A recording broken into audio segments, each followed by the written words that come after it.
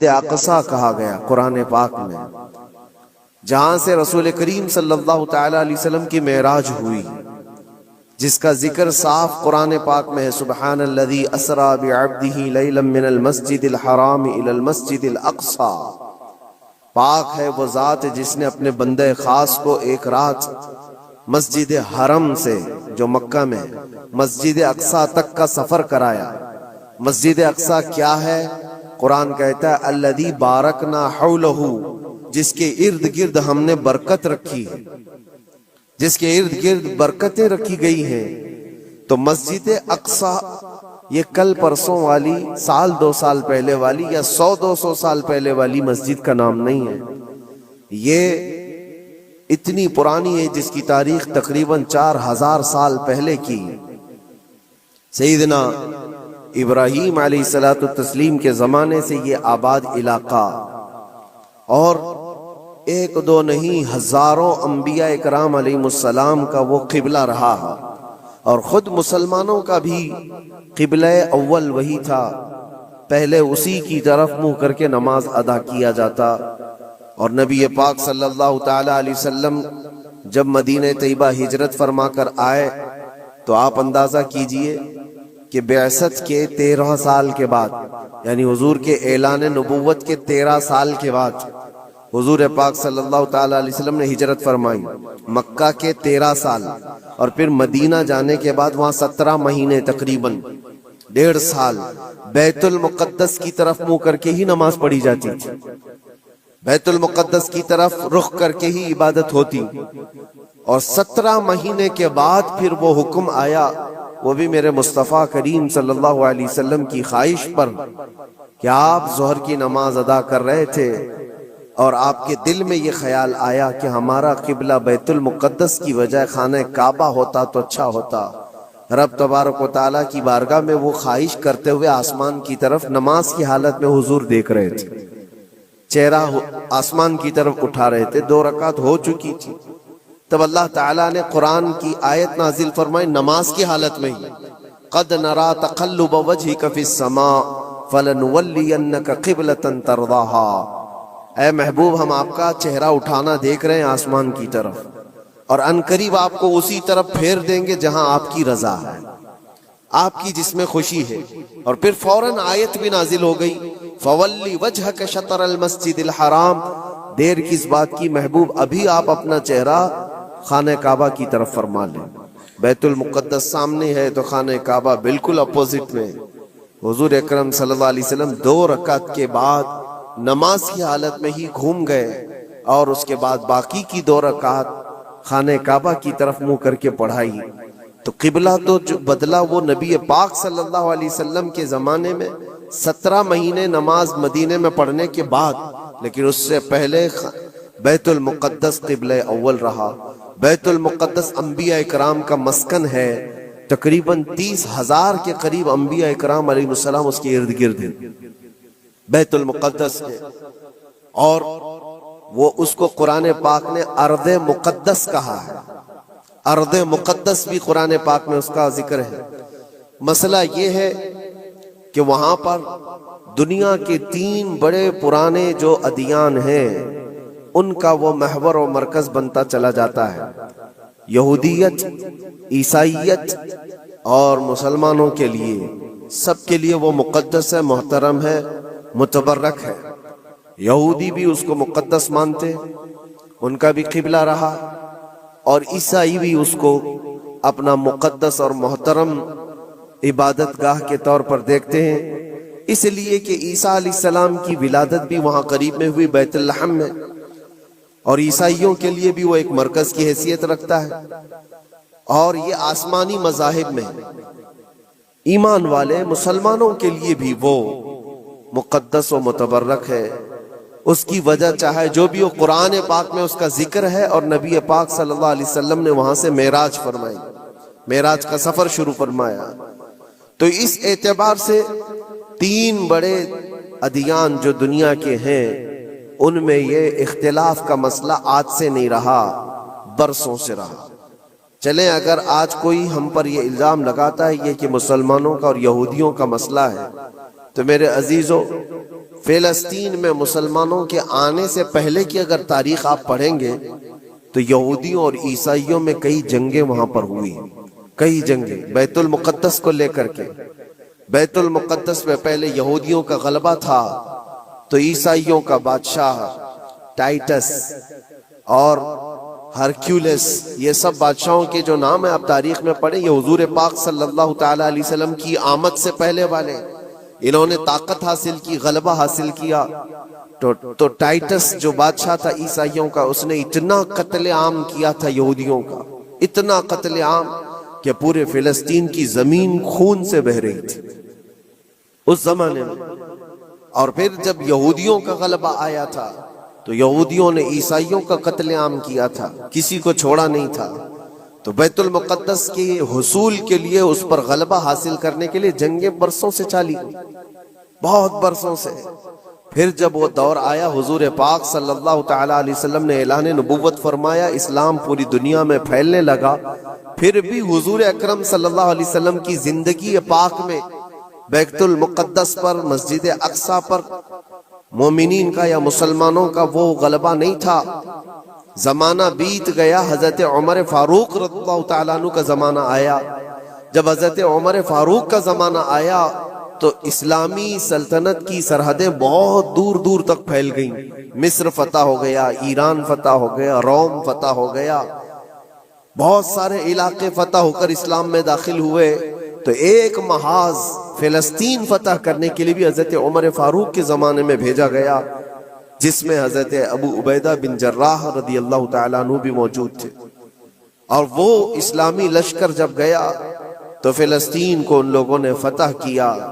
फिलिस्तीन जब फतह हुआ, बैतुल मुक़द्दस जब हासिल किया गया, वो भी तारीख बड़ी अजीम है मेरे अजीजों। वहां उस वक्त ईसाइयों का गलबा था, यहूदियों को निकाल कर फेंक दिया गया, मार दिया गया, जैसे भी इनके हर बार होते थे। जब इनका गलबा आए तो उनको मारे, उनका गलबा आए तो इनको मारे, ये जंगें चलती थी। फिर जब इस्लाम आया तो उस जमाने में ईसाइयों का वहां गलबा था, उन्होंने हवाले कर दिया बैतुल मुक़द्दस को, मस्जिद अक्सा को हवाले किया। तो ये बहुत बड़ी खुशी की बात थी।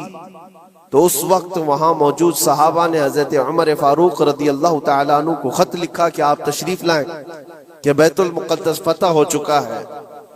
और ये मुसलमानों के लिए एक बहुत बड़ी बशारत थी, बहुत बड़ी अजीम खुशखबरी थी। और सब इंतजार में थे कि अमीरुल मोमिनीन आएंगे तो उनके जरिए से यहाँ पर नमाज अदा की जाएगी।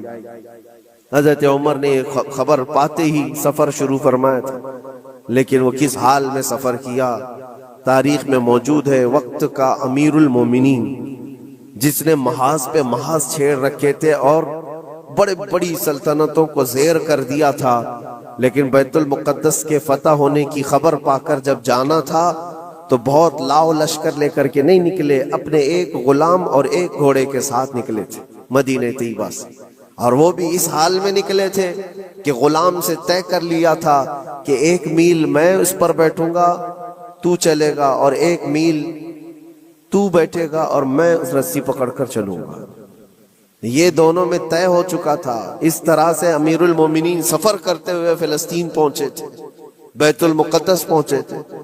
हजरत उमर फारूक रदियल्लाहु ताला, ये बातें आज इसलिए बता रहा हूं कि जिन्होंने खून का बाजार गर्म कर रखा है और जो हम पर ये इल्जामात हैं कि तलवार के जोर पर इलाके हासिल किए, तो हजरत उमर की ये सीरत भी बताओ, ये तारीख भी बताओ कि फातिह कौम किस तरह से जाती है, अकड़ कर, लोगों को पकड़ कर नहीं।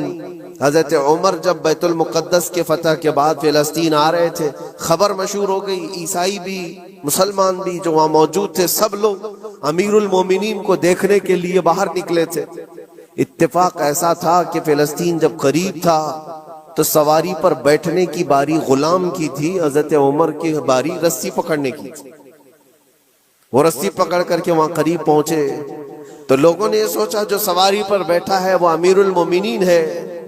लोग सब उसके पीछे दौड़ने लगे तो वहां मौजूद सहाबी रसूल हजरत अबू उबैदा ने कहा, ऐ लोगो, तुम गलत फहमी में हो, सवारी पर बैठा हुआ अमीरुल मोमिनीन नहीं, घोड़े की रस्सी पकड़ा हुआ वो अमीरुल मोमिनीन, वो तो गुलाम है उनका। लोगों ने पूछा ऐसा कैसे हो सकता है, तुम्हारा इतना बड़ा अजीम बादशाह, इतना बड़ा सुल्तान, वो रस्सी पकड़ कर चल रहा हो, कोई गुलाम बैठा हो? कहा यही तो इस्लाम का आदल है, फारूक आजम का आदल है।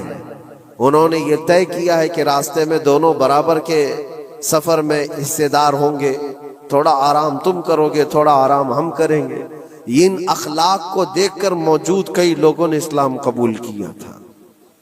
हज़रत सैयदना उमर इब्न खत्ताब रदी अल्लाह तआला अन्हु उसी मौके पर यह भी इरशाद फरमाते, लोगों ने जब ये देखा अमीरुल मोमिनीन कहकर पुकारा तो आपकी आंखों में आंसू आए। फतह बैतुल मुकद्दस के मौके पर मेरे अजीजों, हो सकता है किसी का सीना चौड़ा हो जाए कि बैतुल मुकद्दस फतह कर लिया है, अब हमने मुसलमानों का क़िबला अव्वल वापस आ गया है।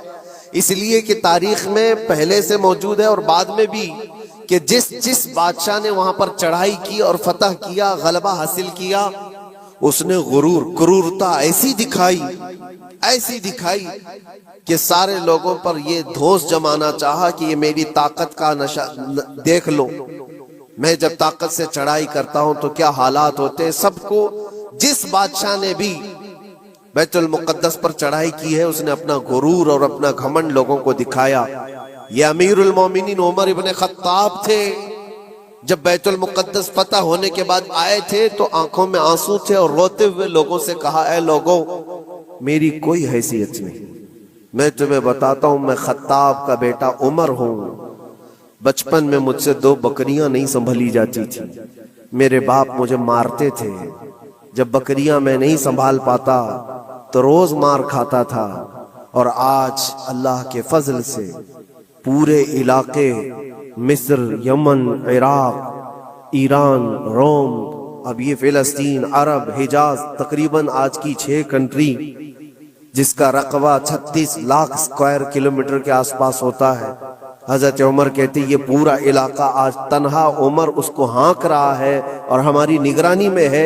इसलिए नहीं है कि खत्ताब का बेटा उमर है, इसलिए कि मोहम्मद अरबी का गुलाम उमर इब्न खत्ताब हुजूर अकरम सल्लल्लाहु तआला अलैहि वसल्लम से वाबस्ता हूँ, तो अल्लाह तबारक व तआला ने ये ताकत और कुव्वत और ये गलबा अता किया है। एक मुख्तसर सी तारीख में आपके सामने रखते आ रहा हूँ। फिर हज़रत उमर फारूक रज़ियल्लाहु तआला अन्हु के फतह के बाद बैतुल मुक़द्दस में तकरीबन 200 साल तक इसी तरह का मामला रहा। फिर ढीला हो गया, फिर ईसाइयों का गलबा आया, ईसाइयों ने दोबारा बैतुल मुक़द्दस को हासिल किया।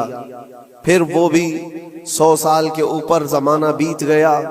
फिर बैतुल मुक़द्दस के हुसूल के लिए जगह जगह मुसलमानों में बहुत सारे महाज निकले, लेकिन अल्लाह ताला ने दोबारा फतह बैतुल मुक़द्दस का सहरा सुल्तान सलाहुद्दीन अय्यूबी को अता फरमाया।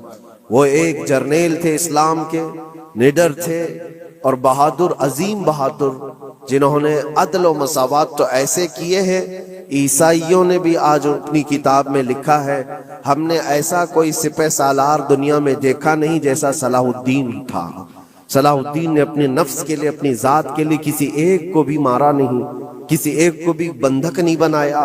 बेशुमार लोग जो ईसाई थे वहां पर, उनको माल जायदाद जो चाहिए वो सब देकर के आजाद किया। कहा कि सिर्फ बैतुल मुक़द्दस, ये मुक़द्दस जगह है, इसकी गंदगी और इसकी नापाकी मैं नहीं देख सकता। बाकी जब बैतुल मुक़द्दस फतह हुआ था सलाहुद्दीन के जमाने में, तो उस वक्त आम ऐलान था, जिसको जो ले जाना है ले जाए। दरवाजों से सोने के जो नक्श थे, ईसाई जब भाग रहे थे वो भी खुरच करके निकाल रहे थे ले जाने के लिए, जो हाथ में आए वो सब। लेकिन सलाहुद्दीन ने मना किया था, किसी को कुछ न पूछा जाए, माल और जायदाद, दुनिया की दौलत सब उन्हें मुबारक हो, अल्लाह का ये मुकद्दस घर हमारे हिस्से में आया। ये भी तारीख मौजूद है।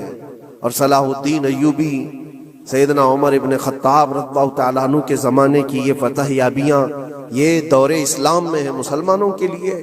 फिर ज़माना बीतता गया और फिर ये इन्हीं हालात में बिहम्दी ताला तकरीबन 1000 साल चल पड़े। तकरीबन पूरे 1000 साल भी नहीं। लेकिन जब ये वर्ल्ड वॉर हुई फर्स्ट, उसके बाद पूरी दुनिया में खिलाफत उस्मानिया का दबदबा खत्म हुआ, तो दोबारा फिर ये सारी जो दसीसाकारी है आज जो आप देख रहे हैं, सबसे पहले बेघर थे जो यहूदी पूरी दुनिया में, जिनके लिए ठिकाना नहीं था, कोई जगह नहीं थी। इन्होंने एक मुआहिदे के तहत 4000 यहूदियों को सिर्फ फिलिस्तीन में बसाने की इजाजत मांगी थी।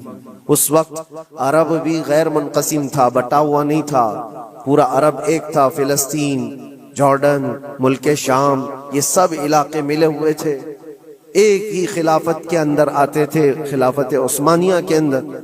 उस वक्त सिर्फ 4000 लोगों को वहां बसाने की इजाजत ली गई थी। उसके बाद फिर 4000 लोगों से ये आबादी बढ़ते हुए दुनिया के हर कोने से ये माइग्रेट करना शुरू किए, हिजरत करने लग गए। और धीरे धीरे धीरे करते करते 1912 से लेकर 1947 तक इन यहूदियों की जगह जगह से हिजरत हुई और वो जाकर के उस जगह जमा हुए। और आज जो एक खित्ता आप देख रहे हैं इजराइल नाम से, हकीकत में इजराइल नाम से कोई वजूद ही नहीं था, वो पूरा फिलिस्तीन था, पूरा फिलिस्तीन। थोड़े थोड़े थोड़े इलाके में बसते बसते बसते उन लोगों ने पूरे इलाके को ऑक्यूपाई कर लिया, पूरा कब्जा किया और अपनी एक सल्तनत बनाई, अपना एक मुल्क बनाया और ऐलान भी कर दिया, पूरी दुनिया में ऐलान किया, अपनी एम्बेसी खोली, सिफारत खाने खोले। लेकिन हैरत की बात है कि फिलिस्तीन को ऐसा दबा दिया गया, उसका अब उसकी अपनी कोई हुकूमत नहीं, उसकी अपने कोई इख्तियारात नहीं, वो नाम के लिए एक इलाके में बस सिमट गई है। और एक छोटा सा इलाका अब बच गया वेस्ट बैंक का और गजा का, जहां आज लड़ाइयां हो रही हैं, जहां बम बारूद बरसाए जा रहे हैं, ये थोड़ा सा इलाका बचा रह गया है। मेरे अजीजों, ये एक तारीख है जो मैं आज आपको मुंतकिल कर रहा हूं, इसलिए कि नए बच्चों को, नई जनरेशन को तारीख से बहुत कम दिलचस्पी है। ये इंटरनेट की दुनिया में रहने वाले लोग, आप ये बात याद रखें, ये विरासत के तौर पर हमने आज तक मुंतकिल होती आई तारीख। इसलिए बता रहा हूं कि वहां पर जो झगड़ा है, वहां पर जो हालात बने हुए हैं, वो आजकल के नहीं है, सदियों से मौजूद है, कई सैकड़ों सालों से मौजूद है। और अल्लाह के नबी सल्लल्लाहु अलैहि वसल्लम की एक बशारत भी सुना कर जाता हूँ। नबी पाक सल्लल्लाहु अलैहि वसल्लम ने फरमाया, मेरी उम्मत में एक जमाअत ऐसी रहेगी कयामत तक जो बैतुल मुकद्दस की हिफाजत के लिए लड़ती रहेगी, और उनके मुखालिफीन का धोखा देना, उनके मुखालिफीन का उन पर हमला करना उनको कुछ नुकसान नहीं देगा, वो ईमान पर वैसे ही जमे रहेंगे। ये हुजूर पाक की बशारत है।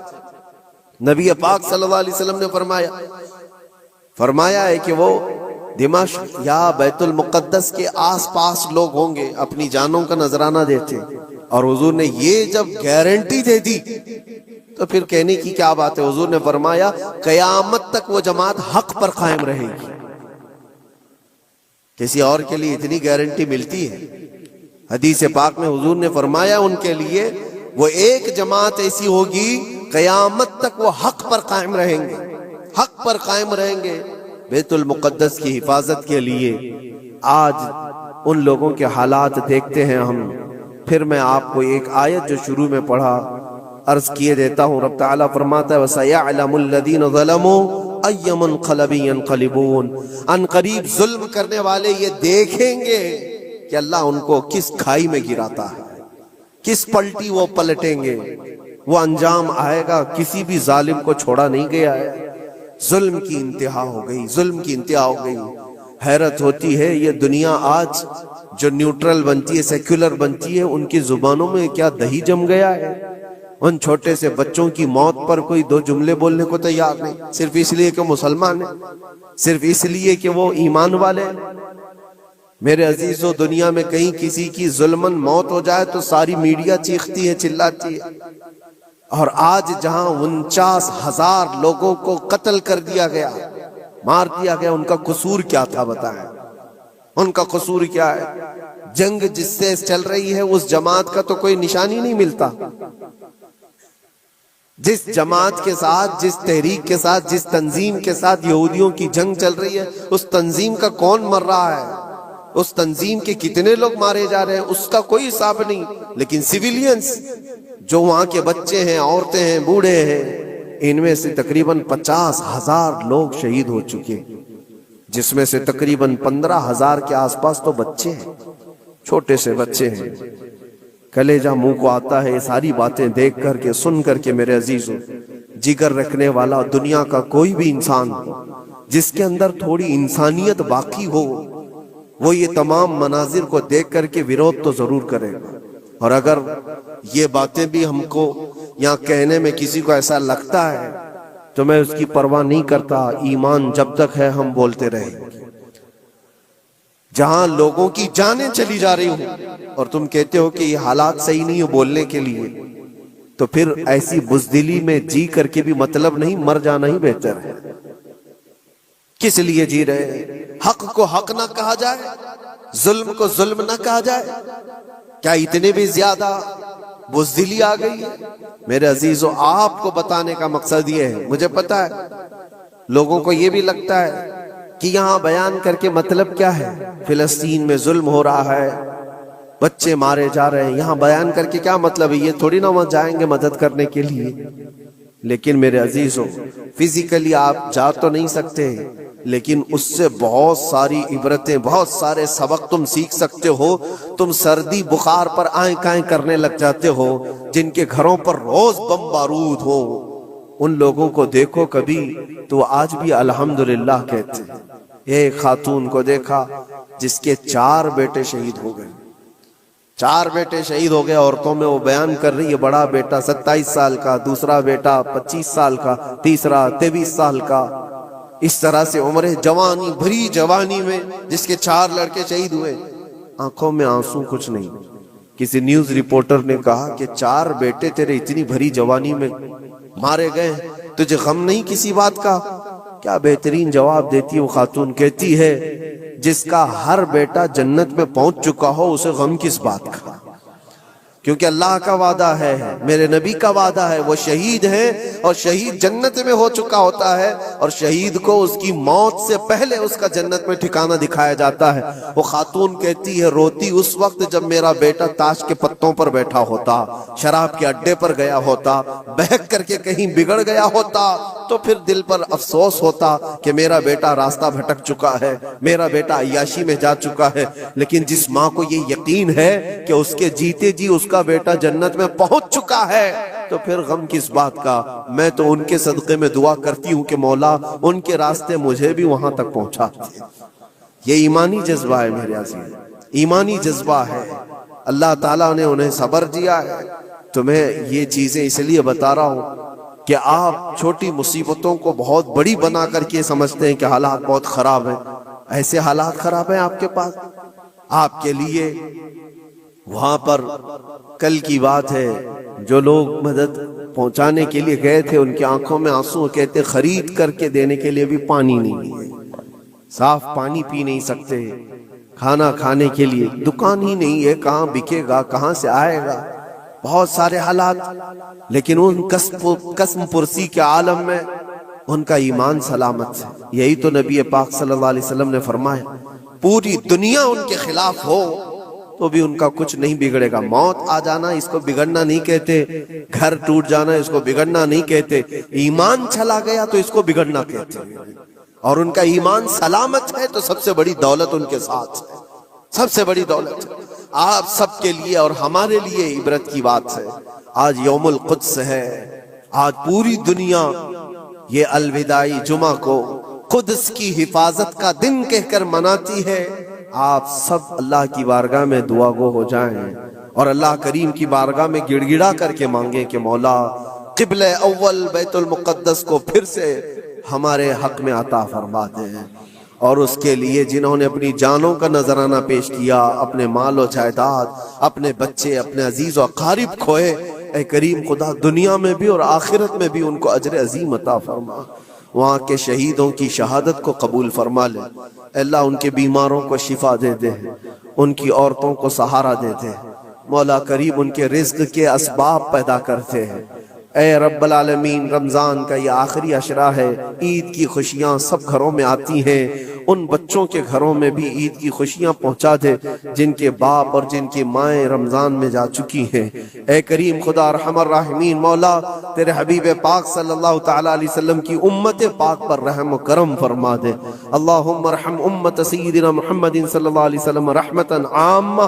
अल्लाहुम्मा अग़फिर उम्मत सय्यिदिना मुहम्मदिन सल्लल्लाहु अलैहि वसल्लम मग़फ़िरतन आम्मा। व सल्लल्लाहु तआला अला खैरि खल्क़ि मुहम्मद व आलिहि व अस्हाबिहि अजमईन। रमज़ान के मुतालिक भी बाज़ाब्ता अल्लाह तबारक व तआला ने खुसूसियत के साथ बयान फरमाया। इसी तरह जुमा के लिए भी अल्लाह ताला ने खास सूरे नाजिल फरमाई। लेकिन जब ये दोनों एक साथ जमा हो जाएं तो उनकी फजीलतों पर और भी बुलंदियां आ जाती हैं। जुमा रमजान में हो और फिर अल्लामा इब्ने रजब हम्बली फरमाते हैं कि जब ताक रातों में से कोई एक रात जुमा की रात को आ जाए तो गालिब गुमान ये है कि लैलतुल क़द्र उसी रात को होगी। तो कल की जो रात गुजरी वो जुमा की रात भी थी और ताक रात भी थी। तो ये दोनों के जमा होने पर बुजुर्गों ने फरमाया लैलतुल क़द्र वाली जो फजीलत है जिस शब के लिए गालिब गुमान है कि वही हो सकती है। लेकिन हम सब अल्लाह करीम की बारगाह में ये आस व उम्मीद लगाकर दुआ करते हैं कि हम गुनहगारों को उसकी मुबारक घड़ियों में से कोई घड़ी कबूलियत की अता फरमाए।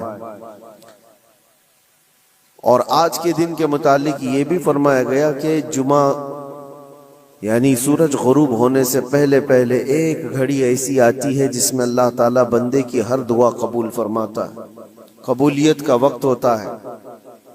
और ये भी फरमाया गया कि उसने ईमान और एहतिसाब के साथ आज जो नमाज पढ़ा इससे पहले जो गुनाह किया था अल्लाह ताला सबको माफ फरमाएगा। रमजानुल मुबारका की हर रात बख्शिश होती है और जितने लोगों की रमजान में बख्शिश हो गई उतनी तादाद सिर्फ आज के जुमा के दिन बख्शे जाते हैं। और फिर ईद की रात के लिए भी फरमाया गया। तो अब ये चंद सातें रह गई हैं और चंद लम्हे बाकी रह गए हैं रमजान को रुखसत होने में। दुआ ये करो कि अल्लाह ये रमजान के गुजरने से पहले हम सब की बख्शिश का ऐलान फरमाए।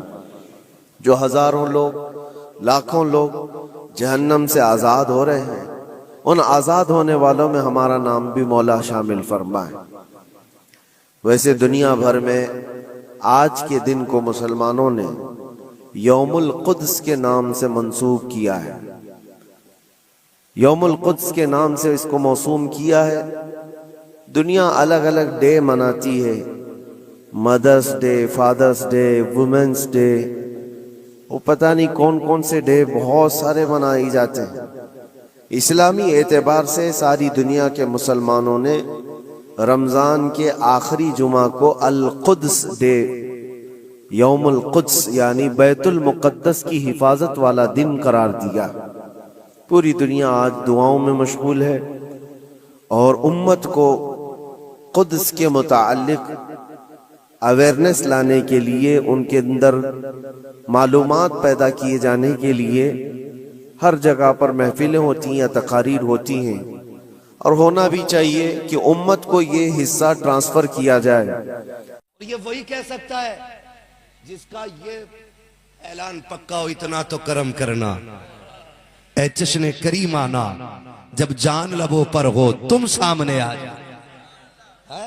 वही कह सकता है अख्तरे कादरी खुल्द में चल दिया, खुल्द वहां है हर एक कादरी के लिए। और मोहर लग गई, मोहर 2 दिन जनाजा हो जाए बर्फ लगा के बचाया जाता है, बर्फ लगा के, केमिकल लगा के, अंतड़ी निकाल के, गुर्दे फेफड़े निकाल के, तब जाके 2 दिन के सफर पे कोई ताबूत में पैक करके भेजा जाता है। लेकिन चल बरेली में एक जनाजा मैं तुझे दिखाऊं, 1 नहीं 2 नहीं 12 नहीं 24 नहीं, बल्कि इससे भी ऊपर कई घंटे जनाजा रखा, लेकिन खुदा की कसम कोई बदबू, कोई मचान, कोई महक नहीं। हमने देखा जब जनाजा गलियों से गुजर रहा था, बदबू नहीं बल्कि गलियां खुशबू से महकती जा रही थी। वजह क्या है? वजह बता दूं। शादी से पहले एक लिस्ट बनाई जाती है मेहमानों की, पहले रफ, फिर फेयर, फिर कार्ड, कम से कम चौथी या पांचवी मंजिल पे जाके वो दावतनामा तैयार होता है, ठीक है ना, एक एक नाम होता है उसमें। और जब लिप बन जाती है ना तो घर के बड़े बूढ़े बैठ के कहते हैं हाँ भाई सुना किस किस के नाम है। हुक्का होता है, पान होता है, तंबाकू, मसाले, इलाके इलाके का फर्क है, कोई क्या, तो बड़े बूढ़े बैठते हैं, फिर कापी पढ़ के सुनाई जाती है, कहता ठीक है ठीक है ठीक है, अच्छा अरे उनका नाम रह गया, हाँ भाई उनका नाम चढ़ाओ, खट से चढ़ जाता है, खट से चढ़ जाता है। अब बच्चा कहता अब्बा जी फूफा नाराज है, उन्हें बुलाना है क्या? कहता नहीं नहीं नहीं बुलाना है। तो जो चार लोग बैठे होते कहा कैसे नहीं बुलाओगे, लिखो नाम, हम लाएंगे ना बुला के। चलो जी, नाराज का भी नाम लिख दिया, नाराज का भी नाम लिख दिया, सबके नाम लिख के जो रूठा हुआ था उसको मना लिया। जाओ 6 नहीं 100 बार जाके दावत नामों की लिस्ट चेक करो, लिस्ट में कहीं हुजूर का नाम है कि नहीं, पूरी लिस्ट चेक करो, आज तक किसी ने अपने दावत नामे में हुजूर की दावत में नाम लिखा है कि नहीं। कोई नहीं लिखता है, लिखते ही कोई नहीं। कह जी क्या कैसे होगी दावत, कैसे होगी दावत? मैंने कहा सुन, 18, 22, 25 रुपए का कार्ड छपवाया, उस पर नाम दिया इम्तियाज खान, माँ अहलो अयाल तशरीफ लाए, कार्ड पहुंच गया, दावत। बोलो हो गई क्या नहीं? बोलो तो मैं बोलूं, वरना कोई जबरदस्ती मुझे सुनाने की आदत नहीं है। वो इतना ही होता ना भाई, कार्ड में नाम लिख गया, पहुंच गया, दावत हो गई क्या नहीं? हो गई दावत। का फिर हुजूर कैसे आएंगे? मैंने कहा सुन, तूने कार्ड 26-28 रुपए का छपवाया, नाम डाल के भेज दिया, हुजूर को दावत देनी है ना, उनके जिक्र की महफिल सजा ले,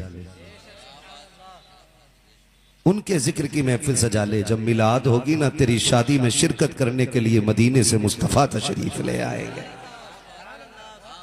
ये हुजूर को बुलाने का तरीका है। मिलाद सजा और बैठ, क्या हुजूर दूल्हा मैं हूं, लेकिन सेहरा आपका होना है, हुजूर बातें आपकी होनी, बैठ के क्या सुना के आप हर आशिक के घर तशरीफ लाते। मेरे घर में भी हो जाए चरागा, मेरे घर में भी हो जाए चरागा, मेरे घर में भी हो जाए चरागा, मेरे घर में भी हो जाए चरागा। या रसूल अल्लाह, कार्ड तुम भी छपवाओ, और कार्ड मिलाद के नाम का होगा, हुजूर तशरीफ लाएंगे। लोग दावत दे के कहते हैं देखो मेरे यहाँ प्रधान आया, मेरे यहाँ नेता आया, मेरे यहाँ विधायक आया, मेरे यहाँ पे फला आया फला आया, जलसा सजा के कह सुन मेरे घर पे नबियों का इमाम आया हुआ है। ये लिस्ट बननी है। आज के बाद कोशिश ये करना, जब भी मेहमानों का नाम आए सबसे पहले अपने नबी का नाम ऊपर डालें। हाँ, दुनिया खाने आएगी, हुजूर लंगर लौटाने तशरीफ लाएंगे। करना ना आप ये काम करें। आज मेरे भाइयों ने जलसा सजाया है, मेरे लिए नहीं, आपके लिए नहीं, हुजूर के लिए सजाए। किसके लिए सजाए? बोले हुजूर के लिए सजाए। तो जो रूठे हुए रिश्तेदार थे उन्हें तो हमने जूती उठा के पैर पकड़ के मना लिया, और हुजूर तो हमसे राजी थे ना। कितने राजी, कितने राजी। आका फरमाते मेरे उम्मती के पैर में कांटा चुभता है ना, तो उम्मती को दर्द बाद में होता है, मदीने वाले को दर्द पहले हो जाता है। हुजूर इतने राजी हैं हमसे, इतने राजी थे हुजूर हमसे कि कांटा हमारे चुभे, हमें चुभने की खबर बाद में, और हुजूर को पहले हो जाती, पहले हो जाती। लेकिन हमने डीजे बजा के हुजूर को नाराज किया। जो राजी था उसे नाराज कर बैठे, और फिर कह रहा बेटी छुट के आ गई, बहू गाली दे रही है, खाना कम पड़ गया है। सुन भाई, ये तभी सब बेहतर होते हैं जब रब का करम होता है। बदलेंगे इंशाअल्लाह रवैये। और अगर किसी को घमंड है ना, मेरा बेटा भाई डीजे तो बजेगा, मौलवी बदल दो चाहे, इमाम बदल जाएंगे, लेकिन डीजे का फैसला नहीं बदलेंगे। तो सुन, तू अपने घर का शहजादा ला, मैं नबी के घर का शहजादा लेके आता हूं। दुनिया उस शहजादे को हैदर कर्रार कहती है, मौलाए कायनात कहती है। और आज जैसा जवान नहीं, वो ऐसा जवान था जब तलवार चलती थी तो आवाज आती थी, शाह मर्दा शेर यज़दा कुव्वत परवरदिगार ला फता इल्ला अली ला सैफा इल्ला जुल्फ़िकार। ऐसा जवाब। और दामाद किसके घर का बना? दामाद उसके घर का बना जो मेराज की रात सारे नबियों का इमाम बन के खड़ा था। दुल्हन कौन? दुल्हन वो जो जन्नती औरतों की सरदार है, बे इजाजत जिनके घर जिब्रील भी आते नहीं। कद्र वाले जानते हैं कद्र शान अहले बैत, उनके घर दूल्हा बन के अली आ रहे। कोई डीजे था, कोई ढोलक, अब तो हल्दी भी डट के चल रही है। तुमने नहीं लगाई? कतई मूर्ख ऐसा मेंढक बना देते हैं पीला वाला। ये तो सफेद कपड़ों में दिख रहे, पीले कपड़ों में भी यहां तक लोग दिखते।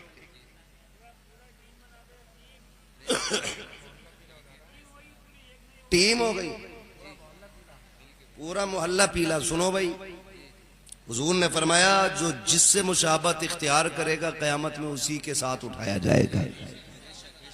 कोशिश ये करो तरीके अली वाले हों और नीयत मुस्तफा वाली होनी चाहिए। फिर देखो इंशाल्लाह जीने का मजा। फिर दुल्हन लेके आओ, फिर कदम उसके होंगे, करम खुदा का होगा। फिर चैंचे पे नहीं, कूदता हुआ गया 80,000 का डीजे उधार करा। अगले दिन डीजे वाले आ गए, पैसे कहना न जा गए पैसे, अभी तो प्लेटो कहीं नहीं गए। नई दुल्हन अंदर सुन रही थी, बड़े नंगे लोग हैं। वो कहती है, ए खाला, वो जो गड्डी लुटाई थी वो किसने लुटाई थी? चुप कर हरामजादी, तेरे चक्कर में तो 2.5 लाख का कर्जा हुआ। पहले दिन झगड़े शुरू। समझ जाती है ओछे नंगे लोग हैं। हाँ, फिर वो ओछे नंगे समझती है। फिर इज्जत गई, और फिर जो रई बची है, फिर वो जो दौड़े डालती है, फिर वो धरी धराई बिकवा देती है अम्मा की चैने। हाँ, फिर वो अम्मा की चैने बिकवा देती है। कह रही है इमाम साहब सूरह यासीन पढ़ दो। इमाम साहब ने एक नहीं 40 बार पढ़ दी, फर्क ही नहीं पड़ रहा। पढ़े तब जब कोई बीमारी हो। मक्कारी पे काम थोड़ी होना है, बीमारी पे। बोले जा यार चल वहां ले जा। कहा? तो छोचा शरीफ कि उनके तालाब का पानी पिलाला। पता चला कई बाल्टी पी गई, असर हुआ ही नहीं। क्योंकि भूत उनके उतरते हैं जिन पे होते हैं। जो खुद में भूत नहीं होती है उनके भूत नहीं उतरा करते हैं। कोशिश ये करो नौजवानों, लड़की दीनदार तलाश करनी है। कैसी? सारे बोले कैसी, फिर वही बोल रहे जिनकी हो गई है, वो बोले जिनकी नहीं हुई है। कैसी तलाश करेंगे? और शादीशुदा इस नियत से बोले कि अपने बच्चों के लिए दीनदार जोड़े तलाश करेंगे। ठीक है ना? कैसे तलाश करेंगे? दीनदार जोड़े तलाश कीजिएगा, फिर देखिए घर में जीने का मजा क्या आता है। अल्लाह दुनिया में घर को जन्नत बना दिया करता है। हाँ, सारे दीनदार होने चाहिए। दीनदार। अभी मेरे भाई ने एक शेर पढ़ा था हजरत उमर फारूक आजम के हवाले से। उमर देख रहा है, ये इस हवाले से शेर पढ़ा था। मुझे बात याद आ गई। हजरत उमर फारूक आजम की बीवी कहती है, उमर का क्या बात है, अमीरुल मोमिनीन हो, बेटा जवान हो गया, रिश्ता नहीं मिल रहा तुम्हें कहीं? आधी दुनिया के बादशाह हो, घर के बेटे का रिश्ता ढूंढो। कहते हैं ठीक है तलाश कर रहा हूं। बीवी ने कहा इतने बड़े बादशाह हो और रिश्ता ढूंढने में इतनी दुश्वारी? उन्हें क्या पता उमर देख क्या रहे थे, उमर क्या देख रहे थे। एक दिन सुबह आए, कहने लगे शरीक हयात का जी का सुनो मोहतरमा दुल्हन मिल गई है। का कब? कहा रात। का ये किधर मिल गई? का उठो पता लगा लिया है, रिश्ते की बात करने जाना है। का ये कैसे हो सकता है, क्या कहना चाह रहे हो? का रात में जा रहा था ना, पहरा दे रहा था, मैं देख रहा था मेरी मुमलिकत में कोई भूखा तो नहीं है। एक घर से आवाज आ रही थी, बेटी दूध में पानी मिला ले, दूध में पानी मिला ले। तो बच्ची ने कहा अम्मी उमर का दौर है। तो माँ कहने लगी उमर तो नहीं देख रहे। कहा उमर तो नहीं देख रहा, मगर उमर का खुदा देख रहा है। कहा उमर ने फैसला कर लिया अब दुल्हन इसी को बनाना है। दुल्हन यही बनेगी। कहा कौन है?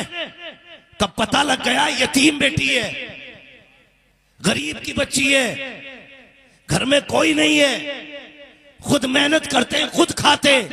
बीवी मुंह देख रही है, उमर तू आधी दुनिया का बादशाह, वो यतीम बच्ची। लेकिन जरूरत नहीं थी सामने बोलने की, और उन्हें भी कोई एतराज नहीं क्योंकि बीवी उमर की थी। कैसे फैसला बदल सकती थी? चलो चलो बात करने चल रहे हैं। बात करने के लिए गए, बीवी से कह रहे सुनो, बताना नहीं मैं अमीरुल मोमिनीन की बीवी हूं, और ये भी मत बताना हमारा बेटा आधी दुनिया के बादशाह का बेटा है, आधी दुनिया के मालिक का बेटा हमारा बेटा, ये मत बताना। बीवी मुंह देख के कह रही है सरताज बगैर बताए बात कैसे खुलेगी? का रिश्ता पहले मांग लेना, जब बात खुल जाए ना तो फिर बाद में बता देना। आज क्या होता है ना, लल्ला कमा रहा 10,000 तो कह रहा यही बताइयो 70 कमा रहा। रिश्ते से पहले अब्बा बीड़ी पी रहा था, जब बात चली तो सिगरेट पे आ गया ताकि भौकाल बने, थोड़ा बहुत ज्यादा मोटा पैसा मिल जाए। ये कंडीशन लोगों की है। हज़रत उमर आधी दुनिया के बादशाह होकर कह रहे राज ना खोलना, हम कौन लोग हैं, गरीब हैं, वो यतीम है, कहीं वो डर न जाए, कुछ नहीं बताना, खाली बेटा मांगना। और हाथ मांगने वालों, बेटियों के घरों की दहलीज घिस घिस के बाप की गर्दन झुका के हाँ कहने के बाद उसे फखरिया कहने वालों, हाँ ठीक है हमने कह दिया तेरी बेटी के लिए, हाँ देख बेटियों के रिश्ते कैसे मांगे जाते हैं। हजरत फारूक आजम बीवी से कह रहे हैं शरीक हयात बताना मत कि उमर भी दरवाजे पे आया खड़ा है, तारीख गवाह है। आप बीवी से कह रहे हैं याद रखना, राज ना खोल देना कि हम उमर के घर से आए हुए हैं। आप ये कहते हुए दरवाजे तक गए, मुअर्रिखीन ने लिखा कि बीवी अंदर गई, जाके बैठ गई, सलाम किया। खातून ने कहा कैसे आना हुआ? कहा एक बहुत जरूरी काम था। कहा बताइए? कहा बड़ी कीमती चीज लेने आए हैं। जब इतनी बात कही बेवा की आंख में आंसू आ गए, कहने लगी मैं नहीं जानती कि आप कौन है, लेकिन आप जो मुझसे सवाल कर रही हो कि कीमती चीज का सवाल है, शायद तुम नहीं जानती हो मैं कौन हूँ। मैं बेवा हूँ, मेरे घर का गुजारा मुश्किल से होता है, मेरी बेटी यतीम है, तुम्हें क्या पता हमारे घर का चूल्हा कई दिन नहीं जलता है। मैं तुम्हें कौन सी कीमती चीज दे रखती हूँ? जब इतनी बात उस बच्ची की माँ ने कही थी, हजरत उमर की बीवी ने झोली फैला के कहा था खातून सबसे कीमती चीज का सवाल है, खाली ना लौटाना, तुझे खुदा का वास्ता है। उस बेवा ने कहा था तुझे चाहिए क्या? बच्ची की तरफ इशारा करके कहा था ये जो तरक्शिंदा सितारा तेरे आंगन का है, ये हमारी झोली में डाल करके हमें इज्जत और शरफ अदा कर दिया जाए। हजरत उमर फारूक आजम की बीवी का लहजा है, उनका तेवर बोल रहा था का बेटी दे करके कर्म कर दीजिए। जब इतनी बात बच्ची की माँ ने सुनी है, माँ तो माँ होती है, उसने कहा अजनबी औरत हो कैसे हाँ कर दिया जाए, कैसे तुम्हें बेटी दे दूं? मुझे बताओ तो सही तुम्हारा बेटा कौन है, तुम्हारा शौहर कौन है? का ये न पूछ बस हाँ कहते, मजबूर न कर, मैं रात से पर्दा नहीं उठाना चाहती। उस भी बेवा ने कहा था मैं बेवा जरूर हूँ लेकिन बेगैरत नहीं हूँ, बिना पूछे अपनी बेटी को ऐसे नहीं झोंक सकती हूँ। बता तो सकी मेरी बेटी का शौहर कौन होगा, इसका ससुर कौन होगा? बड़े दबकते लड़कते लहजे में आंखों को नीचे करके कांपते हुए अंदाज में हजरत उमर की बीवी ने कहा था सुनो मैं उमर इब्ने खत्ताब की बीवी हूँ, उनके बेटे के लिए रिश्ता मांगने आई हूँ। इतना सुनना था औरत सख्ते में आ जाती है। कौन खत्ताब? क्या वही खत्ताब जो आधी दुनिया का मालिक है? कहा वही खत्ताब का जो मुस्तफा का वारिस है? कहा वही खत्ताब घुटनों के बल जमीन पे आ गई। उसने कहा माफ कर दीजिए, हम तुम्हारी बराबरी के लोग नहीं है, हम बेटी तुम्हें कैसे दे सकते हैं? जब इतनी बात कही है, आपकी बीवी ने कहा था खातून मुझसे बात न कर, अगर ये बात करनी है उमर से बात कर।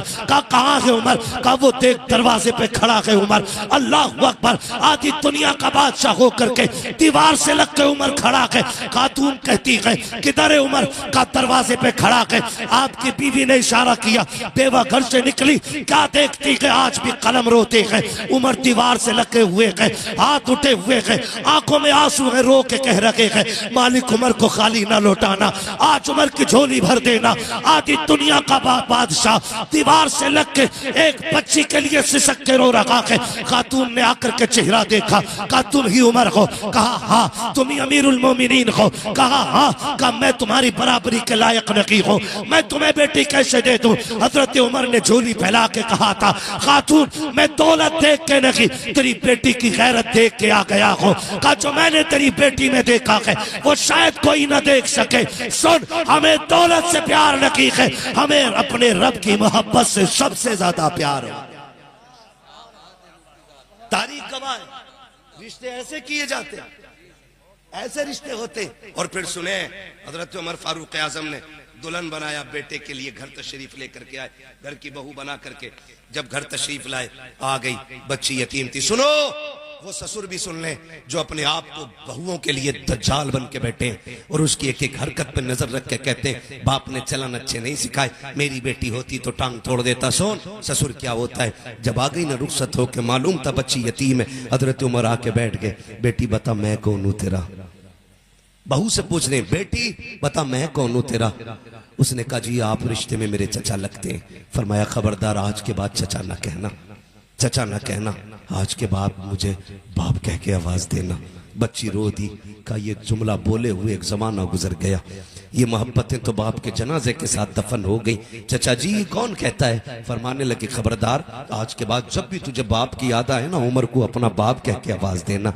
बच्ची ने इतना सुना, मुस्कुराने लग गई यतीम। फरमाने लगे बेटी एक बार फिर बताना वो उस रात में क्या बोला था तूने। तो बच्ची ने दोहरा के कहा मैंने माँ से कहा था खुदा देख रहा है। हजरत उमर रो दिए, कहने लगे बेटी उमर को रोज अदालत में बैठना होता है, रोज फैसले करने होते हैं। मेरी बेटी मैं तेरा बाप हूँ, जब मैं रोज सुबह घर से निकलूं ना, मेरा कंधा पकड़ के हिला के कहना उमर फैसले सोच समझ के करना, खुदा देख रहा है। उमर सोच समझ के फैसले करना, खुदा देख रहा है।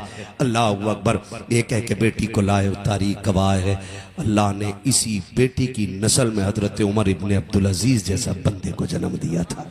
है ना, अगर माएँ अच्छी होती है ना तो फिर नस्ल अच्छी होती है, नस्ल अच्छी होती है। रिश्ते नेक तलाश करो। अल्लाह करे इन दोनों नौजवानों की उम्रों में बरकतें रहे। जो दुल्हन घर के में बन के आए, सिर्फ दुल्हन बन के नहीं, खुदा की रहमत बन के आए, इनके लिए जन्नत बन के आए। और जिंदगी में कोई कमी अल्लाह करे इस जोड़े को ना हो। और मुझे तकलीफ भी हुई सुन के कि बच्चों के सर पे बाप का साया नहीं है, बड़े भाई हैं। अल्लाह ऐसे भाई सबको दे कि जो भाइयों पे बाप की तरह साया बन के वो जलवा फिकर है। बड़ी बात होती है, बड़ी बात होती है। अगर भाई बाप की जगह ले लेना तो फिर उसे कंधे पे रखना चाहिए, उसे सर पे रखना चाहिए। अल्लाह इन सारे भाइयों को सलामत रखे। लेकिन सुने, आज कब्र में ना फरिश्ते मुबारकबादियां देते होंगे, करवट करवट रहमतों की जब बारिश होती होगी ना, इनके अब्बा कहते होंगे फरिश्तों बात क्या है। वो कहते होंगे ऐसे लाल छोड़ के आया है कि आज वो दूल्हा बन रहे हैं, डीजे नहीं बज रहा है, मदीने वाले की बेटी की बातें हो रही है, हुजूर के घराने की बातें हो रही हैं, उनके नौकरों की बातें हो रही हैं। अल्लाह एक एक लम्हे के बदले में नेकियां दे रहा है। तो वो कब्र में बैठे बैठे हाथ उठा के कहते होंगे मालिक मेरे बेटों को सलामत रखना, सलामत रखना। ये बरकतें होती हैं, बरकतें होती हैं। और अगर बेटा बाहर डीजे बजाए, पिटाई अंदर अब्बा की होती है। ये भी क्लियर। फरिश्ते मार के कहते उन्हें दौलत दे के आया जो रब की नाफरमानी कर रहे हैं, उन्हें जायदाद दे के आया जो रब को नाराज कर रहे हैं। अल्लाह ऐसे सबको बेटे दे जो बाप के जाने के बाद जहां अपनी शादी की खुशियां हैं, कब्र में बाप के लिए नेकी और बरकतों की खुशियां भेज रखे गए। अल्लाह हमारे अबरार भाई और इकरार भाई, अल्लाह इन दोनों जवानों की उम्र में बरकत अता फरमाए। आपके बड़े भाई कौन है, क्या नाम है? इरफान भाई, खुदा सलामत रखे। इन सारे भाइयों को अल्लाह बरकत अता फरमाए। हैं इरफान भाई यहाँ के चले गए हैं? इरफान भाई माशाअल्लाह, खुदा सलामत रखे, अल्लाह बरकतें अता करे। हाँ, मेरे भाई की ख्वाहिश है कि शजरा भी पढ़ दिया जाए, ठीक है ना। मजबूरी में तो नहीं बैठे आप यहाँ पे, कहना यार जब ये घर वाले जाके सोएंगे तभी हमें सोने मिलेगा। जो खुशी में बैठे वो नबी की बेटी के नाम पे बोल दे जरा सुभान अल्लाह। नहीं नहीं, उतनी आवाज नहीं निकली है जितना बड़ा मैंने नाम लिया। मैंने कहा नबी की नाम बेटी के नाम पे बोलो सुभान अल्लाह। हुजूर का शजरा पढ़ना है और बात खत्म कर लेनी है, सुई एक के पार चली गई है ना। बोल दें जरा सुभान अल्लाह। थकोगे तो नहीं अभी? जब मेरा हाथ का इशारा होना तो समझ जाना मौलवी की सांस फंसने लगी है, और उसी बीच में आपको सुभान अल्लाह कह देना। जब आप सुभान अल्लाह कहोगे मैं बीच में सांस ले लूंगा, ठीक है ना। लेकिन इतने आहिस्ता ना कहो कि मुझे नींद आ जाए, जोर से बोलो जरा सुभान अल्लाह। अल्लाह के बंदो इतनी तेज तो बोल दो कि आवाज यहां से मदीने तक पहुंच जाए। या अल्लाह जो सबसे ज्यादा जोर से तेरी तस्बीह बयान करे, आज की रात के सदक़े उसे माँ बाप के साथ उम्रे का सफर अता फरमा दे। या अल्लाह इससे भी जो सबसे ज्यादा जोर से तेरी तस्बीह बयान करे, वो जब सोए ख्वाब में मदीने वाले की ज़ियारत नसीब फरमा दे।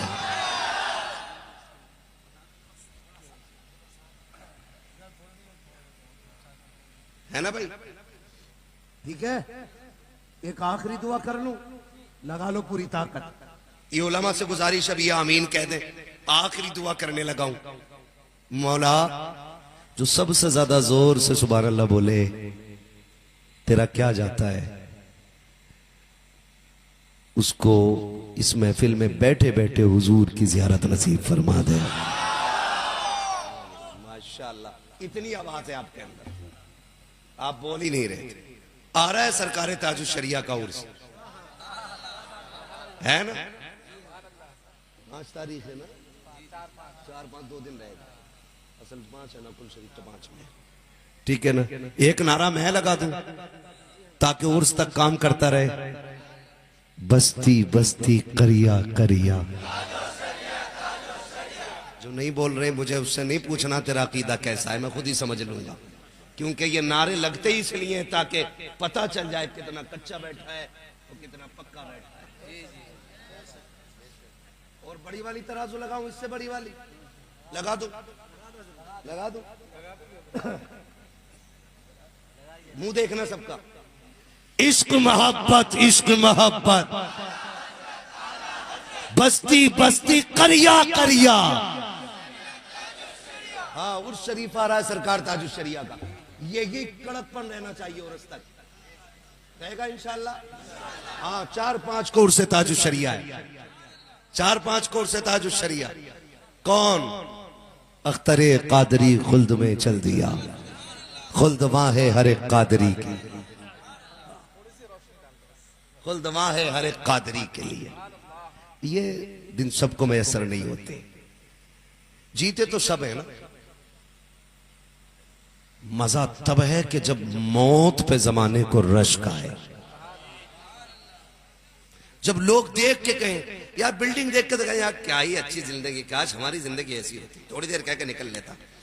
लेकिन मौत वो मौत है जिसे देख के लोग कहें काश ऐसी मौत मेरी हो जाती, काश ऐसी मौत मेरी हो जाती। और वो मौत अल्लाह ने ताजुल शरिया को अता की है। असर मगरिब के बीच बावजू बैठा मेरा मुर्शिद, घड़ी पे नजर, नमाज का इंतजार, सारे उलमा बैठे, गारंटी मेरी है, एक एक बात का जिम्मेदार हूं। पूछे जब कोई बंदा बावजू हो के नमाज के इंतजार में बैठे, अल्लाह उसे इबादत का सवाब अता फरमाता है। आप नमाज के इंतजार में बैठे, अजान हो हम नमाज पढ़े। मगरिब की अजान शुरू हुई, मेरे मुर्शिद ने जवाब देना शुरू किया। अजान मुकम्मल हो रही थी, मलकुल मौत अपना काम कर रहे थे। और ऐसी जिंदगी यार, लोग जबरदस्ती की बात में करामतें गढ़ते हैं करामतें लोग, लेकिन खुदा रहमत करे उस मज़ारे पुननवार पर जिस पे मेरा मुर्शिद लेटा हुआ है। अजान का जवाब देते देते मेरा मुर्शिद दुनिया से गया। लोग समझ ही नहीं पा रहे थे, लोग समझ ही नहीं पा रहे थे। जिंदगी ये नहीं है किसी के लिए, जिंदगी है नबी की, नबी के लिए। हाँ, ना समझ मरते हैं जिंदगी के लिए, जीना मरना है सब कुछ, जीना मरना है सब कुछ। मसलक के आला हजरत पे कायम रहो, जिंदगी दी गई है इसी के लिए। और फिर खुल के ऐलान किया था, अख्तरे कादरी खुल्द में चल दिया, खुल के ऐलान किया था। और ये वही कह सकता है जिसका ये ऐलान पक्का हो, इतना तो करम करना ए चश्ने करीमाना, जब जान लबों पर हो तुम सामने आ जाए। वही कह सकता है, अख्तरे कादरी खुल्द में चल दिया, खुल्द वहां है हर एक कादरी के लिए। और मोहर लग गई, मोहर। 2 दिन जनाजा हो जाए, बर्फ लगा के बचाया जाता है। बर्फ लगा के, केमिकल लगा के, अंतड़ी निकाल के, गुर्दे फेफड़े निकाल के, तब जाके 2 दिन के सफर पे कोई ताबूत में पैक करके भेजा जाता है। लेकिन चल बरेली में एक जनाजा मैं तुझे दिखाऊं, 1 नहीं 2 नहीं 12 नहीं 24 नहीं, बल्कि इससे भी ऊपर कई घंटे जनाजा रखा, लेकिन खुदा की कसम कोई बदबू, कोई मचान, कोई महक नहीं। हमने देखा जब जनाजा गलियों से गुजर रहा था, बदबू नहीं बल्कि गलियां खुशबू से महकती जा रही थी। हैरत हो रही थी कि ये जनाजा ऐसे बाकी क्यों है। फिर भी बात समझ में आई जब मिट्टी देने वाले मिट्टी दे के पलटे, कब्र की मिट्टी से खुशबू आ रही थी और मिट्टी ऐलान कर रही थी, जमीन मैली नहीं होती, समन मैला नहीं होता, मोहम्मद के गुलामों का कफन मैला नहीं। नारे तकबीर, नारे रिसालत, नारे गौसियत, ख्वाजा का हिंदुस्तान, मसलके आला हजरत, बस्ती बस्ती करिया करिया, इल्म का दरिया फैज का दरिया, इल्म का दरिया फैज का दरिया, नारे तकबीर, नारे रिसालत, सुभान अल्लाह। जरा बोल दो सुभान अल्लाह। अब तक मैंने अपनी फरमाइश से तकरीर की, अब दूल्हा मियां की फरमाइश से करूंगा। टेंशन मत लियो, 1.25 घंटा अपनी फरमाइश से करिए और 1.25 घंटा इनकी से कर दो। बारात में ना जाना, कल को यहीं रहेगी ना, सो के उठ के फिर खा लेंगे, खा के फिर सो जाएंगे, टेंशन तो कोई आई नहीं, ठीक है ना। बोलो जरा सुभान अल्लाह। ऐसे नहीं, ऐसे थोड़ा जोर से बोल दो सुभान अल्लाह। आदम के बेटे शीश, साथ ना छोड़ियो वरना नमाज जनाजा नहीं पढ़ा रहा हूं जो तकबीरें पूरी करके हटूंगा। आप आते में छोड़ दूंगा, मैं आते में हट जाऊंगा। तकरीर हो गई है, मेरे भाई की फरमाइश है, दोनों दूल्हे सामने बैठे। अल्लाह करे हर नौजवान दूल्हा बने, हर जवान की किस्मत में खुदा सेहरे लिखे और फिर उसकी किस्मत में नेक शरीफ दुल्हन लिखे। अल्लाह उस दुल्हन के शिकम से नेक औलाद अता करे और वो औलाद माँ बाप का दुनिया में भी नाम रोशन करे, आखिरत में भी नाम रोशन करे, ठीक है ना। बोल दे जरा भैया नौजवान, बोलो सुभान अल्लाह, है ना। इलेक्शन के लिए नहीं कह रहा हूं, अल्लाह की तस्बीह बयान करने कह रहा हूं, तो बोल लेना कोई ज्यादा अब लंबा नहीं, आपको सिर्फ 2 मिनट मेहनत करनी है, मेरा साथ दे और बोल दे सुभान अल्लाह। दूल्हा मियां मेहनत करो, अल्लाह ताकत देगा इसके बदले में, ठीक है ना, है ना। बोलो सुभान अल्लाह। आदम के बेटे शीश, शीश के बेटे यानस, यानस के बेटे कैनान, कैनान के बेटे मेलाइल, मेलाइल के बेटे ब्यारत, ब्यारत के बेटे इदरीस, इदरीस के बेटे मुतवशिर।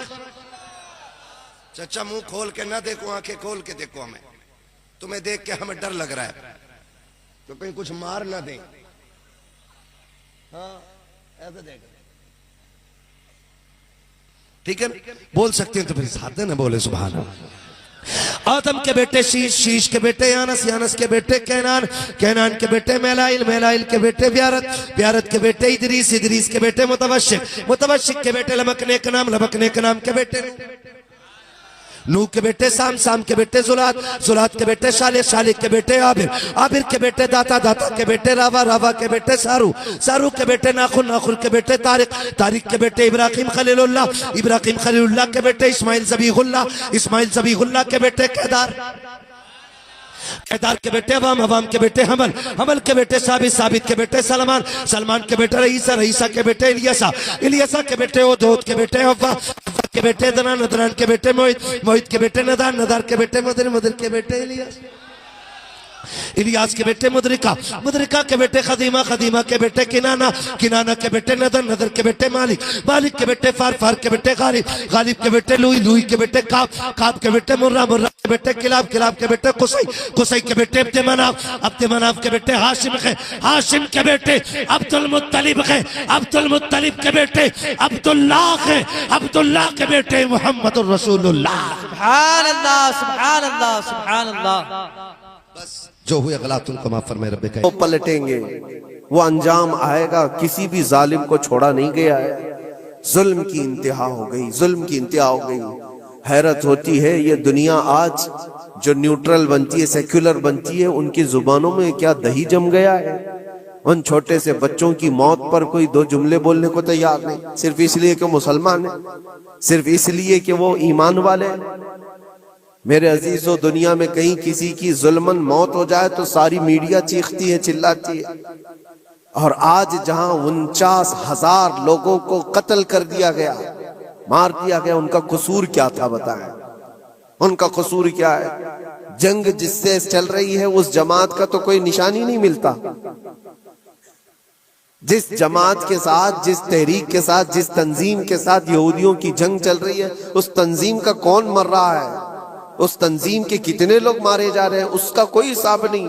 लेकिन सिविलियंस जो वहां के बच्चे हैं, औरतें हैं, बूढ़े हैं, इनमें से तकरीबन 50,000 लोग शहीद हो चुके, जिसमें से तकरीबन 15,000 के आसपास तो बच्चे हैं, छोटे से बच्चे हैं। कलेजा मुंह को आता है ये सारी बातें देख करके, सुन करके। मेरे अजीजों, जिगर रखने वाला दुनिया का कोई भी इंसान हो, जिसके अंदर थोड़ी इंसानियत बाकी हो, वो ये तमाम मनाजिर को देख करके विरोध तो जरूर करेगा। और अगर ये बातें भी हमको यहाँ कहने में किसी को ऐसा लगता है तो मैं उसकी परवाह नहीं करता। ईमान जब तक है हम बोलते रहेंगे। जहां लोगों की जानें चली जा रही हो और तुम कहते हो कि ये हालात सही नहीं है बोलने के लिए, तो फिर ऐसी बुज़दिली में जी करके भी मतलब नहीं, मर जाना ही बेहतर है। किस लिए जी रहे हैं? हक को हक ना कहा जाए, जुल्म को जुल्म ना कहा जाए? क्या इतने भी ज्यादा बुज़दिली आ गई है? मेरे अजीजों, आपको बताने का मकसद ये है, मुझे पता है लोगों को ये भी लगता है कि यहां बयान करके मतलब क्या है? फिलिस्तीन में जुल्म हो रहा है, बच्चे मारे जा रहे हैं, यहां बयान करके क्या मतलब है? ये थोड़ी ना वहां जाएंगे मदद करने के लिए। लेकिन मेरे अजीजों, फिजिकली आप जा तो नहीं सकते, लेकिन उससे बहुत सारी इबरतें, बहुत सारे सबक तुम सीख सकते हो। तुम सर्दी बुखार पर आए काएं करने लग जाते हो, जिनके घरों पर रोज बम बारूद हो, उन लोगों को देखो कभी तो आज भी अल्हम्दुलिल्लाह कहते हैं। एक खातून को देखा जिसके 4 बेटे शहीद हो गए, 4 बेटे शहीद हो गए। औरतों में वो बयान कर रही है, बड़ा बेटा 27 साल का, दूसरा बेटा 25 साल का, तीसरा 23 साल का। इस तरह से उम्र जवानी, भरी जवानी में जिसके 4 लड़के शहीद हुए, आंखों में आंसू कुछ नहीं। किसी न्यूज रिपोर्टर ने कहा कि 4 बेटे तेरे इतनी भरी जवानी में मारे गए, तुझे गम नहीं किसी बात का? क्या बेहतरीन जवाब देती है वो खातून, कहती है जिसका हर बेटा जन्नत में पहुंच चुका हो उसे गम किस बात का? क्योंकि अल्लाह का वादा है, मेरे नबी का वादा है, वो शहीद है और शहीद जन्नत में हो चुका होता है, और शहीद को उसकी मौत से पहले उसका जन्नत में ठिकाना दिखाया जाता है। वो खातून कहती है, रोती उस वक्त जब मेरा बेटा ताश के पत्तों पर बैठा होता, शराब के अड्डे पर गया होता, बहक करके कहीं बिगड़ गया होता, तो फिर दिल पर अफसोस होता कि मेरा बेटा रास्ता भटक चुका है, मेरा बेटा अय्याशी में जा चुका है। लेकिन जिस माँ को ये यकीन है कि उसके जीते जी उसका बेटा जन्नत में पहुंच चुका है, तो फिर गम किस बात का? मैं तो उनके सदक़े में दुआ करती हूँ कि मौला उनके रास्ते मुझे भी वहां तक पहुंचा दे। ये ईमानी जज्बा है मेरे अज़ीज़, ईमानी जज्बा है। अल्लाह ताला ने उन्हें सब्र दिया है। तो मैं ये चीजें इसलिए बता रहा हूँ कि आप छोटी मुसीबतों को बहुत बड़ी बना करके समझते हैं कि हालात बहुत खराब है। ऐसे हालात खराब है आपके पास, आपके लिए। वहां पर कल की बात है, जो लोग मदद पहुंचाने के लिए गए थे उनकी आंखों में आंसू, कहते खरीद करके देने के लिए भी पानी नहीं है, साफ पानी पी नहीं सकते, खाना खाने के लिए दुकान ही नहीं है, कहाँ बिकेगा, कहाँ से आएगा, बहुत सारे हालात। लेकिन उन कसम पुरसी के आलम में उनका ईमान सलामत है। यही तो नबी पाक सल्लल्लाहु अलैहि वसल्लम ने फरमाया, पूरी दुनिया उनके खिलाफ हो तो भी उनका कुछ नहीं बिगड़ेगा। मौत आ जाना इसको बिगड़ना नहीं कहते, घर टूट जाना इसको बिगड़ना नहीं कहते, ईमान चला गया तो इसको बिगड़ना कहते हैं। और उनका ईमान सलामत है तो सबसे बड़ी दौलत उनके साथ है, सबसे बड़ी दौलत है। आप सबके लिए और हमारे लिए इबरत की बात है। आज यौमुल कुद्स है, आज पूरी दुनिया ये अलविदाई जुमा को कुद्स की हिफाजत का दिन कहकर मनाती है। आप सब अल्लाह की बारगाह में दुआ गो हो जाएं और अल्लाह करीम की बारगाह में गिड़गिड़ा करके मांगे कि मौला क़िबले अव्वल बैतुल मुक़द्दस को फिर से हमारे हक में अता फरमा दे। और उसके लिए जिन्होंने अपनी जानों का नजराना पेश किया, अपने माल और जायदाद, अपने बच्चे, अपने अजीज और अकारिब खोए, ऐ करीम खुदा दुनिया में भी और आखिरत में भी उनको अजर अजीम अता फरमा, वहाँ के शहीदों की शहादत को कबूल फरमा ले। अल्लाह उनके बीमारों को शिफा दे दे, उनकी औरतों को सहारा दे दे। मौला करीम उनके रिज्क के असबाब पैदा करते हैं। ऐ रब्बल आलमीन, रमजान का ये आखिरी अशरा है, ईद की खुशियाँ सब घरों में आती हैं, उन बच्चों के घरों में भी ईद की खुशियाँ पहुँचा दे जिनके बाप और जिनकी माएँ रमजान में जा चुकी हैं। ऐ करीम खुदा रहमर राहिमीन, मौला तेरे हबीब पाक सल्लल्लाहु तआला अलैहि वसल्लम की उम्मत पाक पर रहम करम फरमा दे। अल्लाहुम्मा रहम उम्मत सय्यिदिना मुहम्मदिन सल्लल्लाहु अलैहि वसल्लम रहमतन आम्मा, अल्लाहुम्मा गफिर उम्मत सय्यिदिना मुहम्मदिन सल्लल्लाहु अलैहि वसल्लम मगफिरतन आम्मा, व सल्लल्लाहु तआला अला खैरि खल्क़ि मुहम्मदिन व आलिहि व अस्हाबिहि अजमईन। रमजान के मुतालिक भी बाज़ाब्ता अल्लाह तबारक व तआला ने खुसूसियत के साथ बयान फरमाया। इसी तरह जुमा के लिए भी अल्लाह ताला ने खास सूरे नाजिल फरमाई। लेकिन जब ये दोनों एक साथ जमा हो जाएं तो उनकी फजीलतों पर और भी बुलंदियां आ जाती हैं। जुमा रमजान में हो। और फिर अल्लामा इब्ने रजब हम्बली फरमाते हैं कि जब ताक रातों में से कोई एक रात जुमा की रात को आ जाए तो गालिब गुमान ये है कि लैलतुल कद्र उसी रात को होगी। तो कल की जो रात गुजरी वो जुमा की रात भी थी और ताक रात भी थी।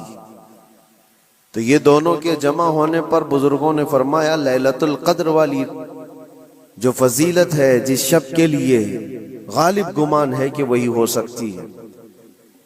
लेकिन हम सब अल्लाह करीम की बारगाह में ये आस व उम्मीद लगाकर दुआ करते हैं कि हम गुनहगारों को उसकी मुबारक घड़ियों में से कोई घड़ी कबूलियत की अता फरमाए।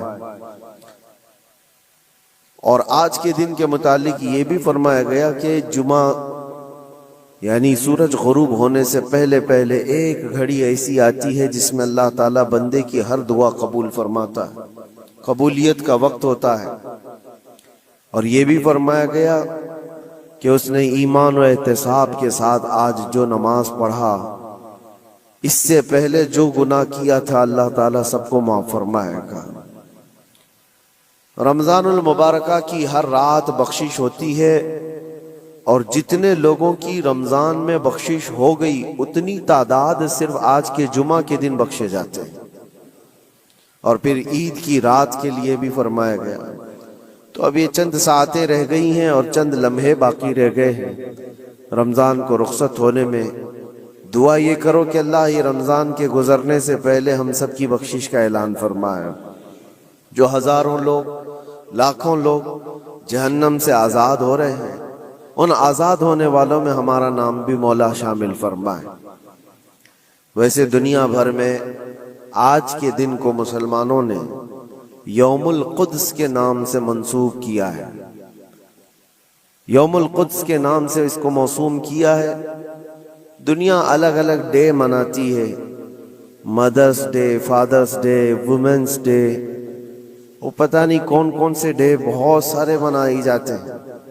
इस्लामी एतबार से सारी दुनिया के मुसलमानों ने रमजान के आखिरी जुमा को अल कुद्स डे, यौमुल कुद्स यानी बैतुल मुक़द्दस की हिफाजत वाला दिन करार दिया। पूरी दुनिया आज दुआओं में मशगूल है और उम्मत को कुद्स के मुताल्लिक अवेयरनेस लाने के लिए, उनके अंदर मालूमात पैदा किए जाने के लिए हर जगह पर महफिलें होती हैं, तकारीर होती हैं। और होना भी चाहिए कि उम्मत को ये हिस्सा ट्रांसफर किया जाए। तू अपने घर का शहजादा ला, मैं नबी के घर का शहजादा लेके आता हूं। दुनिया उस शहजादे को हैदर कर्रार कहती है, मौलाए कायनात कहती है। और आज जैसा जवान नहीं, वो ऐसा जवान था जब तलवार चलती थी तो आवाज आती थी, शाह मर्दा शेर यज़दा कुव्वत परवरदिगार ला फता इल्ला अली ला सैफ इल्ला जुल्फ़िकार। ऐसा जवान। वो दामाद किसके घर का बना? दामाद उसके घर का बना जो मेराज की रात सारे नबियों का इमाम बन के खड़ा था। दुल्हन कौन? दुल्हन वो जो जन्नती औरतों की सरदार है, बे इजाजत जिनके घर जिब्रील भी आते नहीं। कद्र वाले जानते हैं कद्र शान अहले बैत, उनके घर दूल्हा बन के अली आ रहे। कोई डीजे था, कोई ढोलक, अब तो हल्दी भी डट के चल रही है। तुमने नहीं लगाई? कतई मूर्ख ऐसा मेंढक बना देते हैं पीला वाला। ये तो सफेद कपड़ों में दिख रहे, पीले कपड़ों में भी यहां तक लोग दिखते।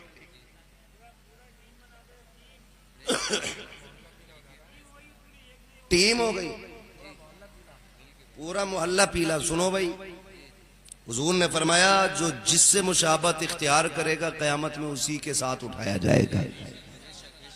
कोशिश ये करो तरीके अली वाले हों और नीयतें मुस्तफा वाली होनी चाहिए। फिर देखो इंशाअल्लाह जीने का मजा। फिर दुल्हन लेके आओ, फिर कदम उसके होंगे, करम खुदा का होगा। फिर चैचे पे नहीं, कूदता हुआ गया, 80,000 का डीजे उधार करा। अगले दिन डीजे वाले आ गए, पैसे कहना न जा गए, अभी तो प्लेटो पे ही नहीं गए। नई दुल्हन अंदर सुन रही थी, बड़े नंगे लोग हैं। वो कहती है, ए खाला, वो जो गड्डी लुटाई थी वो किसने लुटाई थी? चुप कर हरामजादी, तेरे चक्कर में तो 2.5 लाख का कर्जा हुआ। पहले दिन झगड़े शुरू। समझ जाती है ओछे नंगे लोग हैं। हाँ, फिर वो ओछे नंगे समझती है। फिर इज्जत गई, और फिर जो रई बची है, फिर वो जो दौड़े डालती है, फिर वो धरी धराई बिकवा देती है अम्मा की चैने। हाँ, फिर वो अम्मा की चैने बिकवा देती है। कह रही है इमाम साहब सूरह यासीन पढ़ दो। इमाम साहब ने 1 नहीं 40 बार पढ़ दी, फर्क ही नहीं पड़ रहा। पढ़े तब जब कोई बीमारी हो। मक्कारी पे काम थोड़ी होना है। बीमारी पे बोले जा यार, चल वहां ले जा। कहा? तो छोचा शरीफ कि उनके तालाब का पानी पिलाला। पता चला कई बाल्टी पी गई, असर हुआ ही नहीं। क्योंकि भूत उनके उतरते हैं जिन पे होते हैं। जो खुद में भूत नहीं होती है उनके भूत है नहीं उतरा करते हैं। कोशिश ये करो नौजवानों, लड़की दीनदार तलाश करनी है। कैसी? सारे बोले कैसी, फिर वही बोल रहे जिनकी हो गई है, वो बोले जिनकी नहीं हुई है। कैसी तलाश करेंगे? और शादीशुदा इस नियत से बोले कि अपने बच्चों के लिए दीनदार जोड़े तलाश करेंगे। ठीक है ना? कैसे तलाश करेंगे? दीनदार जोड़े तलाश कीजिएगा, फिर देखिए घर में जीने का मजा क्या आता है। अल्लाह दुनिया में घर को जन्नत बना दिया करता है। हाँ, सारे दीनदार होने चाहिए। दीनदार, अभी मेरे भाई ने एक शेर पढ़ा था हजरत उमर फारूक आजम के हवाले से। उमर देख रहा है, ये इस हवाले से शेर पढ़ा था। मुझे बात याद आ गई।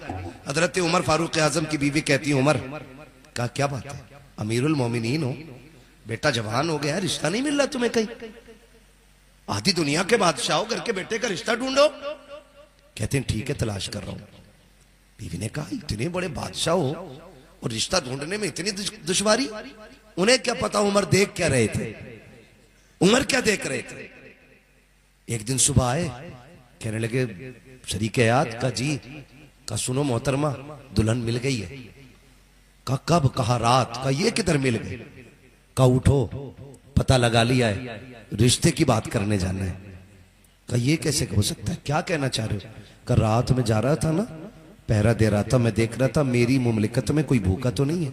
एक घर से आवाज आ रही थी, बेटी दूध में पानी मिला ले, दूध में पानी मिला ले। तो बच्ची ने कहा अम्मी उमर का दौर है। तो माँ कहने लगी उमर तो नहीं देख रहे। कहा उमर तो नहीं देख रहा, मगर उमर का खुदा देख रहा है। कहा उमर ने फैसला कर लिया, अब दुल्हन इसी को बनाना है, दुल्हन यही बनेगी। कहा कौन है? कब पता लग गया यतीम बेटी है, गरीब की बच्ची है, घर में कोई नहीं है, खुद मेहनत करते, खुद खाते। बीवी मुंह देख रही है, उमर तू आधी दुनिया का बादशाह, वो यतीम बच्ची। लेकिन जरूरत नहीं थी सामने बोलने की, और उन्हें भी कोई एतराज नहीं, क्योंकि बीवी उमर की थी। कैसे फैसला बदल सकती थी? चलो चलो बात करने चल रहे हैं। बात करने के लिए गए, बीवी से कह रहे सुनो, बताना नहीं मैं अमीरुल मोमिनीन की बीवी हूं, और ये भी मत बताना हमारा बेटा आधी दुनिया के बादशाह का बेटा है, आधी दुनिया के मालिक का बेटा हमारा बेटा, ये मत बताना। बीवी मुंह